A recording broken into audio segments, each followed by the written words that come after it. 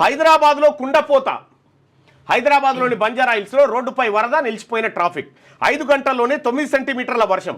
ఇండ్లలోకి వరద, కొట్టుకుపోయిన బండ్లు, కూలిన చెట్లు, రోడ్లపై నిలిచిన నీళ్లు, కిలోమీటర్ల మేర ట్రాఫిక్ జామ్. జిల్లాలోనూ భారీ వర్షాలు, దెబ్బతింటున్న పంటలు, పిడుగులు పడి 3 మృతి, గోడకూలి మరొకరు. మరో 2 రోజులు వర్షాలు. 27 జిల్లాలకు ఎల్లో అలర్ట్ జారీ.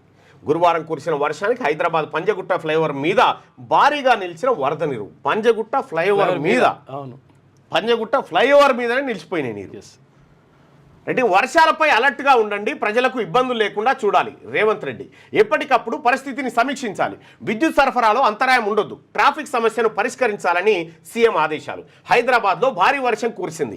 గురువారం మధ్యాహ్నం ఒక్కసారిగా ఈదురుగాలులతో కూడిన కుండపోత వాన పడింది. మధ్యాహ్నం 3 గంటల నుంచి రాత్రి 8 గంటల వరకు దంచి కొట్టింది. 5 గంటల్లోనే 9 సెంటీమీటర్ల వర్షపాతం నమోదైంది.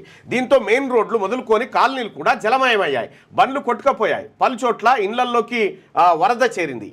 ఈదురుగాలులకు చెట్లు కూలడంతో పాటు రోడ్లు, ఫ్లైఓవర్లపై పెద్ద ఎత్తున వరద నిలవడంతో కిలోమీటర్ల మేర ట్రాఫిక్ జామ్ అయింది. హైదరాబాద్లో కుండపోత వర్షం పడింది. నిన్న సాయంత్రం ప్రాంతంలో విపరీతమైన వర్షం పడడంతోటి చాలామంది అవస్థలు పడ్డటువంటి పరిస్థితి. నారపల్లి, ఉప్పల్, నల్ల చెరువు పరిస్థితి ఫుల్గా ట్రాఫిక్ జామ్ అయిపోయినటువంటి పరిస్థితిని చూస్తాం. ఇది సచివాలయం ముంగట ఉన్నటువంటి నీళ్లు భారీగా పేరుకపోయినటువంటి విజువల్ చూస్తూ ఉన్నాం. ఇక ఎల్బీ నగర్ చైతన్యపూర్లోని మూసీ నదిలో ఉన్న శివాలయంలో చిక్కుకున్న ఇద్దరు శివాలయంలో చిక్కుకున్నారట.